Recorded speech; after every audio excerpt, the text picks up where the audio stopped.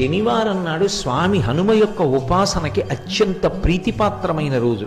శనీశ్వర గ్రహాన్ని తన తోకకి చుట్టి ఆయన మీద శని యొక్క ప్రభావం లేకుండా చూసి శిక్షించినటువంటి వారు స్వామి హనుమ. హనుమని ప్రార్థన చేశాడు శనీశ్వరుడు, అయ్యా నీ చేత నేను ఇప్పటికే చాలా హింసింపబడ్డాను, నన్ను నీ తోక నుంచి విడిపించు, నీకేం కావాలడుగని అడిగాడు. అడిగితే స్వామి హనుమ శనీశ్వరుని నుండి ఒక మాట పుచ్చుకున్నారు, ఎవరు నాకు పరమ భక్తులై ఉంటారో అటువంటి వారి జోలికి నువ్వు వెళ్ళకూడదు. ఒకవేళ జాతకంలో శనీశ్వరుని యొక్క ప్రభావం చాలా విశేషంగా ఉండేటటువంటి వారు కూడా హనుమ యొక్క అనుగ్రహానికి నోచుకున్న వారైతే అటువంటి వారందరికీ కూడా శనీశ్వర గ్రహం యొక్క ప్రభావం విశేషంగా ఉండేటటువంటి అవకాశం ఉండదు.